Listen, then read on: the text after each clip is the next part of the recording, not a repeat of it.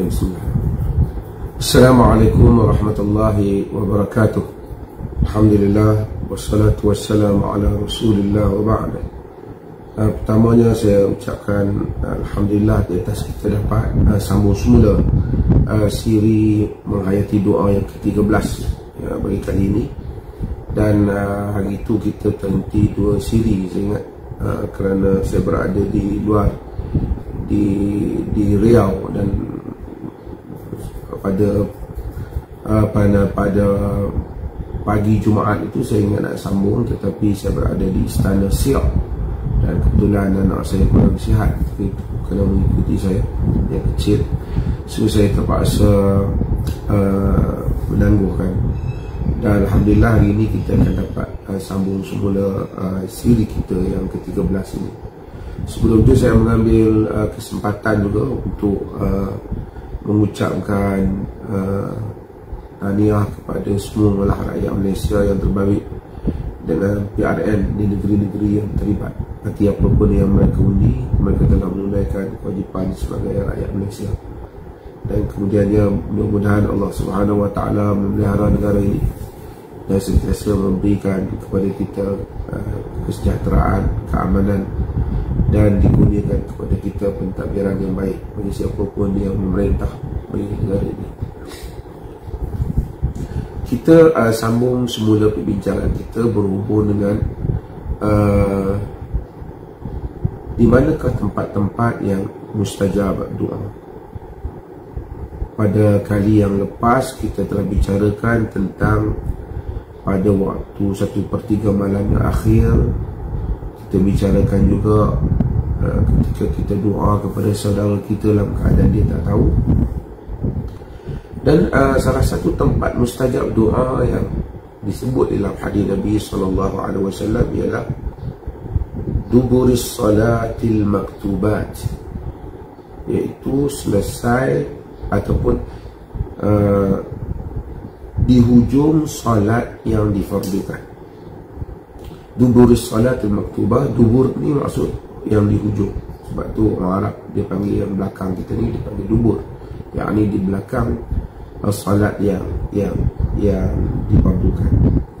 Ini berasaskan hadis yang diriwayatkan oleh Al-Imam At-Tirmidzi, di mana Nabi SAW apabila ditanya ai doa asma', doa apakah yang paling didengari oleh Allah Azza wa Jalla. Ini banyak tempat yang Nabi sebut tentang doa yang didengari. Salah satu dalam hadis Tirmidzi ini ai doa asma'.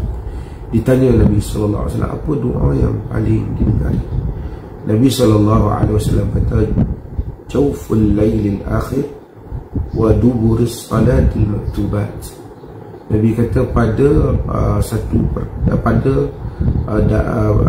malam yang akhir, iaitu 1/3 seperti mana yang kita bahaskan dulu, pada malam yang akhir dan pada penghujung salat yang difardukan. Penghujung salat yang difardukan. Para ulama berbahas tentang apakah maksud penghujung salat yang difardukan. Ada 2 pendapat di kalangan para ulama. Yang pertamanya mereka menyatakan penghujung salat yang difardukan itu ialah sebelum memberi salam. Itu penghujung salat sebelum memberi salam, berdasarkan hadis-hadis yang mana yang kita telah sebut juga sebelum daripada ini. Nabi SAW mengajar doa-doa sebelum kita memberi salam, kan?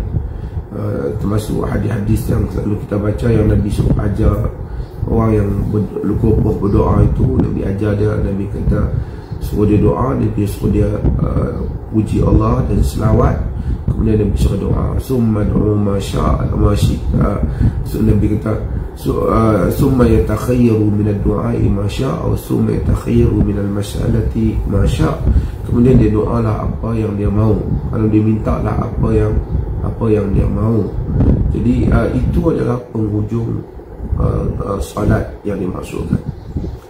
Pendapat yang kedua ialah pendapat yang menyatakan bahawa penghujung salat ini, duburus salat ini, selepas sudah ditamatkan salat, selepas kita bagi salam, itulah tempat yang dimustajabkan doa. Ini 2 pendapat. Al-Imam Ibn Qayyim membahaskan masalah ni. Dia kata Syekhul Islam Ibn Taymiyah dia berpendapat yang dikatakan dubur salah ini selesai daripada membaca tasyahud sebelum memberi salam. Kata kemudian aku berdialog semula dengan syekh aku buktikan bahawasanya yang dimaksudkan itu ialah dua-dua tempat, iaitu yang dikatakan penghujung solat ialah sama ada sebelum memberi salam ataupun selepas memberi salam. Kedua-duanya termasuk di dalam maksud hadis-hadis Nabi SAW, di mana tempat-tempat ini ialah tempat-tempat yang mustajab untuk berdoa. Tempat-tempat yang mustajab untuk berdoa. Kalau kita baca hadis-hadis Nabi SAW, kita akan dapati bahawasanya memang dubur salat ataupun selepas salat yang dimaksudkan itu jelas kelihatan pada kita, iaitu sebelum memberi salam ataupun doa selepas memberi salam. Kedua-duanya ialah merupakan dua tempat yang Nabi SAW lakukan, yang doa akan dimustajabkan oleh Allah Subhanahu wa taala. Antaranya ialah doa yang selalu kita baca, yang mana Nabi SAW kata kepada Muaz, "Ya Muaz, inni uhibbuk." Wahai Muaz, aku sayang kepada engkau. Nabi kata, hadis ni hadis yang diriwayatkan oleh Imam Nasa'i dalam Sunan An-Nasa'i, diriwayatkan juga oleh Abu Dawud, Sunan Abu Dawud, dan diriwayatkan Imam Ahmad, Musnad Imam Ahmad. Hadis ni di mana Nabi SAW kata, "Ya Muaz, inni uhibbuk." Wahai Muaz, inni uhibbuk, aku sayangkan kepada engkau. La tada'anna fi duburi kulli salati an taqul Allahumma a'inni ala dhikrika wa syukrika wa husni ibadatik. Wahai Muaz, aku sayang kepada engkau. Jangan la tada'anna, jangan engkau tinggalkan fi duburi kulli salati, pada penghujung setiap kali salat. Antakul, untuk kamu berkata, Allahumma a'inni ala dhikrika wa syukrika wa husni ibadatik. Ya Allah, tolonglah aku, tolonglah bantulah aku. A'inni ala dhikrika, untuk aku mengingatimu. Wa syukrika, untuk aku bersyukur padamu. Wa husni ibadatik, untuk aku menjadi hamba-Mu yang baik, ataupun untuk aku melakukan ibadah yang terbaik kepadamu. Ini adalah merupakan doa yang Nabi ajar pada Muaz fi duburi kulli salat, bagi setiap waktu selepas salat. Dan hadis ini dia tak sebut pula salat apa, maksudnya salat fardu, dan juga salat selain daripada itu juga mungkin boleh dimasukkan pada umum hadis ini. Walaupun hadis lain menyebut tentang duburus salawatil maktubat, selepas daripada salat fardu. Yang ni hadis ni merangkumi dua, sama ada seseorang baca doa ini yang diajar oleh Nabi kepada Muaz sebelum daripada dia memberi salam ataupun selepas daripada ia memberi salam. Kedua-duanya adalah merupakan tempat yang disyariatkan, dibolehkan untuk kita berdoa kepada Allah Subhanahu Wa Taala. Antara lain ialah hadis Imam Muslim yang kita baca, yang dalam riwayat menunjukkan Nabi baca sebelum memberi salam, dan riwayat Tirmizi menunjukkan seolah-olah Nabi baca selepas daripada memberi salam. Dua-dua boleh. Riwayat ni iaitu doa yang Nabi dalam Sahih Muslim, kita faham doa yang Nabi SAW baca sebelum memberi salam dan juga selepas juga memberi salam. Terutama riwayat Tirmizi lebih jelas, ada juga menyebut selepas memberi salam, iaitu Allahumma ghafir li ma qaddamtu wa ma akhartu wa ma asrartu wa ma alantu wa ma asraftu wa ma anta a'lamu bihi minni, anta muqaddim wa anta muakhiru, la ilaha illa anta. Iaitu Allahumma ghafir li ma qaddamtu, ya Allah ampunkanlah aku apa yang dosa yang telah aku lakukan, wa ma akhartu, dan apa yang telah wa ma akhartu, apa yang telah aku lewatkan, dosa awal ataupun dosa. Wa ma'alantu wa ma'asratu, apa yang aku buat secara terang, apa yang aku buat secara tak diketahui orang. Wa ma'asraftu, apa yang aku berlebihan. Wa ma anta a'lamu bihi minni, apa saja dosa yang engkau tahu daripada aku. Antal muqaddimu wa antal muakhiru, engkau lah yang awal, engkau lah yang akhir. La ilaha illa anta, tidak ada ilah melainkan engkau. Ini merupakan antara doa yang diajar oleh Nabi SAW yang dibaca sebelum kita memberi salam, dan ada juga riwayat yang menunjukkan selepas daripada memberi salam dibaca doa yang seperti ini. Benda-benda yang warid daripada sunnah Nabi SAW. Dan kita dapati bahawasanya banyak juga doa-doa yang lain yang Nabi SAW baca selepas daripada memberi salam. Antaranya ialah doa yang mana di dalam Nabi baca daripada Abu Ayyub Al-Ansari, di mana Nabi SAW kata, "Ma sallaitu wara'a nabiyikum illa sami'tu hina yansarif yaqul." Aku tak salat di belakang Nabi kamu, melainkan aku mendengar Nabi itu selepas daripada semayang, dia menyatakan, yang sarif ni selepas selesai salat, dia katakan, Allahumma ghafir li dhunubi wa khatayaya kullaha, Allahumma an'ashni wajburni wahdini li salihil akhlaq, innahu la yahdini li salihha wa la yusrif an sayyi'a illa anta. Banyak doa-doa yang macam ni yang Nabi ajar. Kata Abu Ayyub, dia dengar Nabi selalu baca doa ni selepas selesai Nabi salat, iaitu, ya Allah, ampunkan dunubi wa khatayaya, ampunkan dosaku, kesalahanku, Allahumma asni wajburni, bimbing aku, wahdini di salihil akhlaq, dan tunjukkanlah aku pada akhlak yang baik.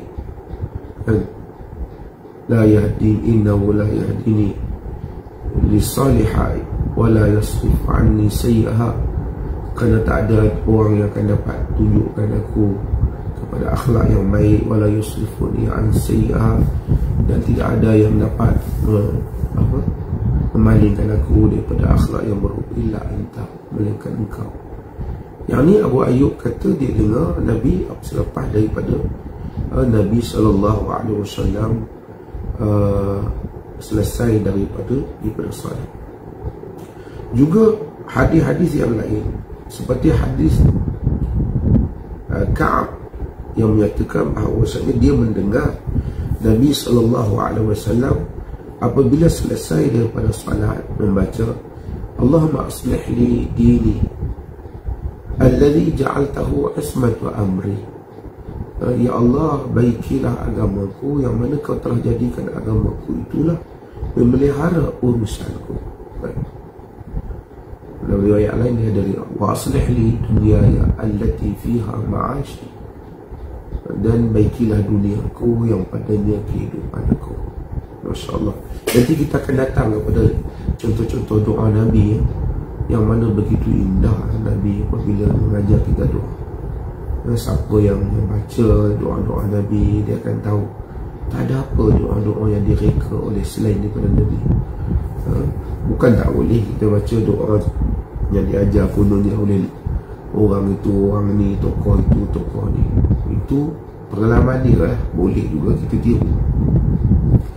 Tapi tak padan nak dibandingkan kehebatan doa-doa yang diajar ataupun yang telah diamalkan oleh Rasulullah SAW. Jadi hadis Ka'ab ni menunjukkan Nabi baca doa ni selepas daripada Nabi selesai sembahyang, Nabi beri salam. Ada hadis daripada Al-Bara' bin Azib dalam Sahih Muslim.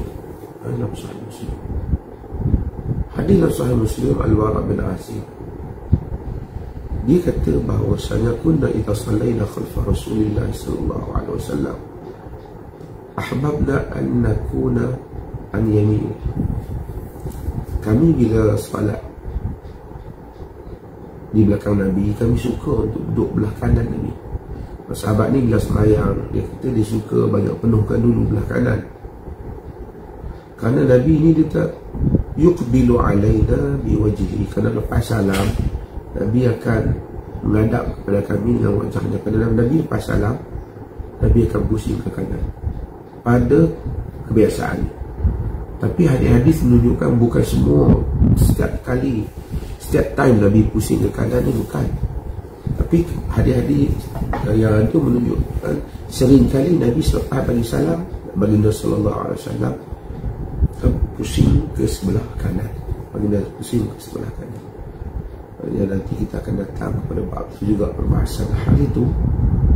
Dan dia kata kami akan mendengar Nabi sallallahu alaihi wasallam dia akan kata, Rabbi qini azabak yawma tab'atsu ibadak.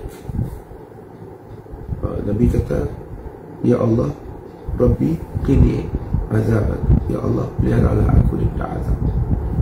Bayangkan Nabi SAW yang begitu agung, kedudukan yang begitu mulia di sisi Allah, baginda doa yang seperti itu, Rabbi qini azabak yawma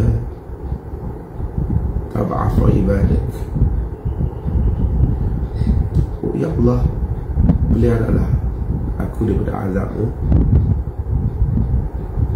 yawma tab'atsu ibadak, pada hari kau bangkitkan balik hamba-hamba.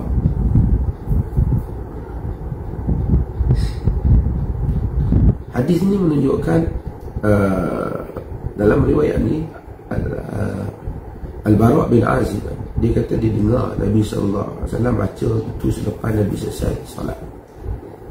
Apa pun yang penting daripada riwayat-riwayat yang kita baca ni menunjukkan sahabat mendengar Nabi berdoa selepas daripada selesai daripada salat juga.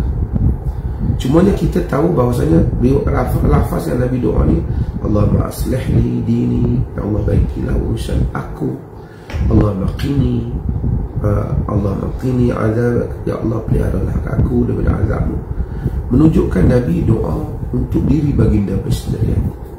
Dan sahabat pula tak kata kami kalau kami ramai-ramai akan mengaminkan doa Nabi SAW, tak berlaku. Kalau ada hadis yang seperti itu, tak timbullah perbahasan ulama lepas doa-doa ni sebelum salam ataupun selepas salam. Kalau ada hadis yang jelas selepas salam Nabi berdoa ramai-ramai dan kami mengaminkannya, tentulah tidak timbul perbahasan ulama lagi, kerana jelas. Tapi kerana hadis-hadis ini menunjukkan Nabi berdoa, sahabat dengar itu doa Nabi pada diri baginda, sebagai memberi teladan untuk kita juga berdoa untuk diri kita. Ini semua riwayat-riwayat ini menjelaskan kepada kita Nabi berdoa sendiri selepas daripada salat tanpa berjamaah beramai-ramai, dan itulah yang menjadi amalan baginda sallallahu alaihi wasallam. Dan itulah yang kita akan lihat apabila kita pergi ke Masjid Nabi sekarang yang dibuat di Masjidil Haram. Demikian amalan yang berlaku. Kita di Perlis juga demikian amalan yang kita lakukan. Soal orang lain nak buat tu kita tak mau bahas yang dia punya. Kalau dia tanya kita kenapa kita doa sendiri-sendiri, kita kata kerana demikian itu di dalam hadis Nabi SAW. Supaya saya sebut hal ini supaya tak ada orang yang dia menyalahkan orang apabila dia tengok orang tak berdoa beramai-ramai bersama imam, kerana dia rasa orang tu tak berdoa, orang tu mungkin doa. Dan hadis-hadis ini juga menunjukkan Nabi apabila dia doa ni mereka tak menyatakan Nabi mengangkat tangan. Boleh mengangkat tangan, tapi kalau Nabi jelas-jelas angkat tangan, dia tentulah sahabat tahu bahawa Nabi angkat tangan. Maksudnya dia menjadi wirid Nabi. Selepas Nabi beri salam, Nabi doa. Jadi doa ni boleh angkat tangan, boleh juga tidak angkat tangan. Dan dalam tempat-tempat ni sahabat tak menyebut bahawasanya baginda angkat tangan. Dan ada riwayat lain yang menunjukkan baginda angkat. Itu tak apa, kita akan bahaskan. Tapi ini semua menunjukkan bagaimana Kifiat Nabi SAW berdoa sebelum daripada memberi salam dan selepas daripada memberi salam, dengan doa-doa yang baginda doa untuk diri baginda dan juga menjadi teladan untuk kita juga berdoa untuk diri kita. Jadi kalau kita nak ikut sebiji yang macam yang Nabi lakukan ni, kita doa sebelum memberi salam. Kemudian kalau kita nak doa selepas memberi salam juga, kita baca doa-doa yang Nabi baca ni, ataupun apa-apa doa yang kita nak doa. Mungkin hari ni kita nak kerja, ada urusan penting, maka kita doa. Boleh tak kalau hari ni urusannya sangat penting, khusus, sangat besar urusannya, kita pun angkat tangan berdoa, ya Allah, hari ni aku akan ada temu duga kenaikan pangkat, tolonglah beri kerja, ya Allah, hari ni ada projek bisnes perniagaan aku, berikan. Kita angkat tangan berdoa. Boleh untuk kita berdoa hal itu kerana selepas daripada solat, tempat di mana Allah Subhanahu Wa Taala mengasihi hamba-Nya kerana baru saja menunaikan tanggungjawab terhadapnya. Dan kebiasaan Nabi, doa-doa yang kita baca, Allahumma inni ala dzikrika wa syukrika wa husni ibadatik, umpamanya selepas bagi salam, kita boleh terus berdoa tanpa mengangkat tangan juga, termasuk dalam berdoa dalam keadaan-keadaan yang seperti ini. Jadi semua itu kalau kita tengok, mungkin satu orang akan bagi sebab lepas salam dia bangun, kita jangan kata dia tak berdoa, dia berdoa sebelum solat dia, mungkin sebelum beri salat ataupun selepas beri salat. Assalamualaikum warahmatullahi wabarakatuh. Mungkin Allahumma aslih dini alladhi ja'altahu ismata amri. Dia doa, mungkin dia tak angkat tangan, tapi dia doa seperti yang Nabi doa. Dan kemudian mungkin disebut Allahumma inni ala dzikrika wa syukrika wa husni ibadati. Ya Allah, ya tolong aku untuk dapat ingat padamu, dapat bersyukur padamu, dapat menunaikan ibadat yang paling baik untukmu. Dan demikian juga apabila satu orang dia bagi salah, Allah Rabbi qini min azabil yawm tab'athu ibadati. Wahai Tuhanku, peliharalah aku daripada azabmu pada hari engkau telah pada hari engkau membangkitkan semula hamba. Ini semua doa. Ataupun mungkin satu orang tu benar hajat dia pada hari itu, khusus hari itu, ada hal penting dia, lalu dia angkat tangan, dia berdoa kepada Allah, dia boleh lakukan. Tak, kan?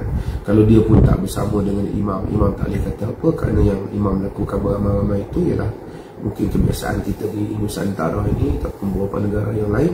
Tetapi yang dia doa itu untuk dia, hatta kalau dia bagi salam, dia bangun, seorang tak boleh kata apa, kerana dia telah menunaikan tanggungjawab dia kepada Allah Subhanahu Wa Taala. Sama ada dia doa ataupun tak, dalam solat dia telah berdoa, tentu pasti dia telah berdoa. Dan itu doa adalah suatu hal yang sunnah. Kalau kita tengok orang tu tak berdoa, lepas bayar dia meninggalkan sunnah, tidak boleh dipertikaikan.